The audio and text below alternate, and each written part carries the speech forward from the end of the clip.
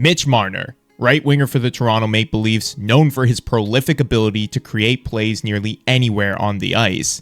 Marner was drafted back in 2015 with the 4th overall pick and instantly was a fan favorite. As a fast and agile winger, his impact on the Leafs roster was noticeable, and his clever puck play was an unfamiliar sight for Leaf fans. Through his rookie contract, Marner put up some exceptional numbers, starting off with 61 points in his rookie year, 69 points in his sophomore season, and in his third year putting up 94 points in what was seen as his first breakout season as a young superstar. Fans loved this player. He was gifted offensively, responsible defensively, and most importantly at the time, he was incredibly affordable. Following his first 3 seasons, each year the fan base began to grow more and more sour on the player. Was it the contract he signed, or maybe his inability to perform in the playoffs? Well, today, let's break this down and figure out how this once beloved figure in Toronto went from fan favorite to public enemy number 1. Let's start off with one single word, a word that makes playing in the Toronto market more difficult than any other organization in the NHL, and that's expectations. The Toronto market is massive for hockey. The city loves their team, and their passion is truly unmatched. But with any sort of passion, there comes a love and hate relationship.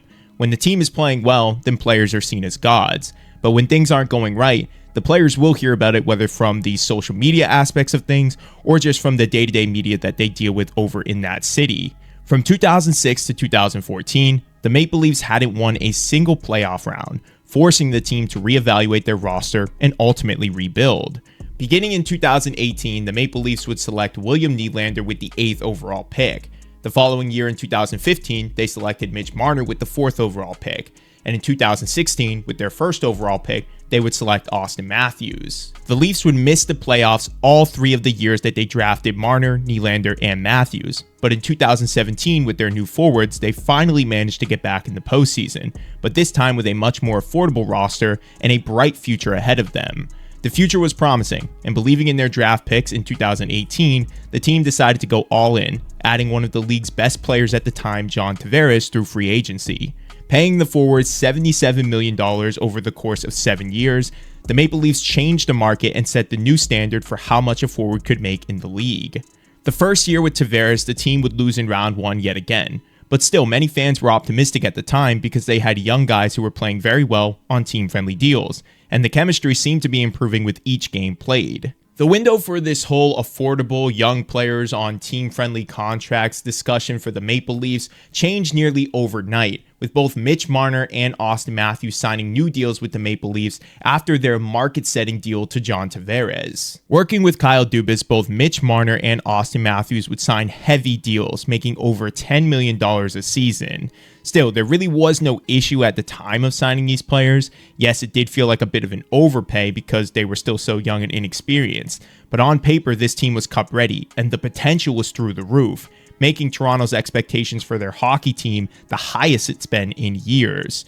Now, playing on a team filled with superstars like Austin Matthews, William Nylander, and John Tavares, Marner and his teammates have had a lot of highs and lows throughout their career together. But for Marner and the Maple Leafs fan base, there seems to be more lows compared to the other core forward players. Now, while researching why this fan base has such a disdain for Mitch Marner, there's a few reasons that are well documented. So I just want to go through these to see if there's any validity to any of the ones that I found. First, the contract. Through his first 3 seasons, his production was respectable, if not better. 61 points, 69 points, and 94 points like I mentioned earlier.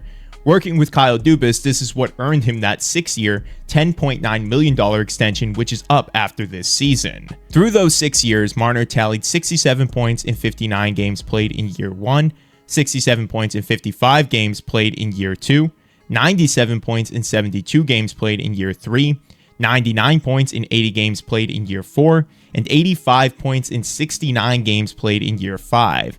Technically speaking, Marner has lived up to his contract and even outperformed his rookie deal. But what's interesting about all of this is the fact that fans have misfired with their disdain. In fact, there is someone else who's responsible for the poor roster construction and mishandling of Toronto's contracts, and that's Kyle Dubas. In this article by Heavy, Kyle Dubas talked about how he mishandled the contracts of the core four. saying that once he signed John Tavares to that $77 million extension, it basically opened the door wide open for Matthews, Marner, and Nylander, because the market had now changed so drastically based on what he had set with JT. He mentions that he doesn't regret signing John Tavares, but that the timing of the whole thing is what made everything else a little bit more difficult when it came to the Marner negotiations. Now, there was a holdout by Marner on this deal, and after talking to a few of my friends who are Maple Leaf fans, it sort of left a sour taste in their mouth at the time because they weren't expecting him to make so much money on his next deal, and were expecting more of a team-friendly bridge deal to kind of prove some of the numbers that he had shown early on. Now, whether you agree with that or not, or believe that Mitch Marner is a top 10 player, at the time he was making that top 10 sort of player money, which just felt like a bit of an overpay for a guy who had only played 3 seasons in the league versus a guy like John Tavares who had been a well-renowned top 5 player in the league at the time.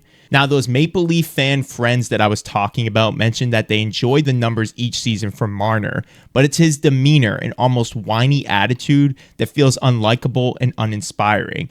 It feels harsh to hear that from the fan base, but hey, at least they're honest at this point. Now, outside of the contract talks, there are a few other reasons why the fan base doesn't like Marner. I just talked about him feeling uninspiring and sort of whiny, but the biggest thing that fans really don't like about his game is the drop-off in production that he seems to have each year in the playoffs. Now, let's just preface this real quick by saying that the whole team is to blame for the lack of playoff wins. Blaming one guy is not how things work in hockey, and that one person is not solely responsible for losses. Each member of this core for one way or another has failed to do their job come postseason time in different scenarios, so each one deserves some blame when all of this is talked about.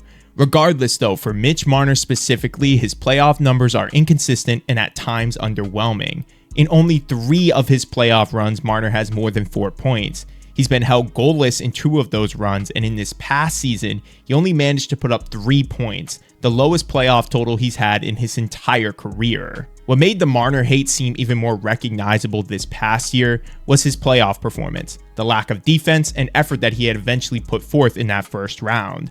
Criticized by fans, teammates, and analysts, the former Selke nominee was called out for his slow pace, lack of effort, and whining during the Leafs' first-round series against the Bruins.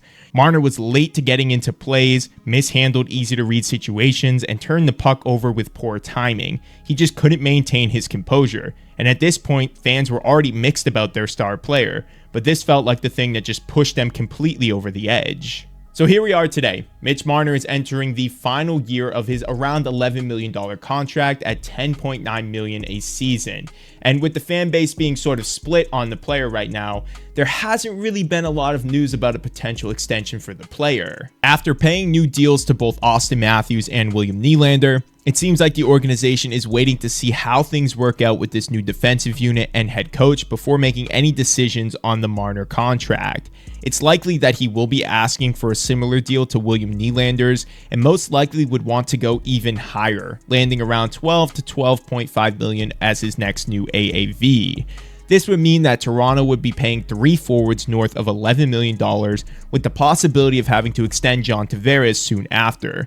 And who knows if the team is going to want to re-sign him or if he's even going to be willing to take a team-friendly deal as well. That's a completely separate conversation from this one. Now, typically, I don't like to offer my opinion on situations like this, but I do feel like the Mitch Marner hate has gotten a little bit out of hand in Toronto. And despite whether you like him or not, he is still a massive value add to this team. His playmaking abilities and defense outside of this past playoff run, of course, is just invaluable. And Toronto will have a hard time making up for this near 100-point player if they let him walk in free agency.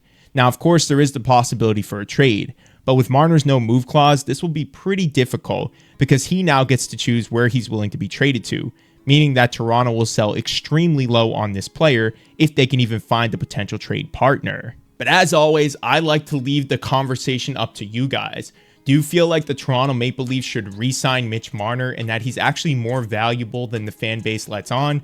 Or do you think that it's time for them to make a trade, and if things don't work out at the start of the season with this new defensive core and head coach, that they should potentially look for a trade or look to let him walk in free agency based on what we know from the past? Again, I want to hear from you guys. Drop your thoughts in the comments below and let's have a good discussion about this. As always, make sure you like this video and subscribe to the channel for more content like this. I will see you guys in the next one.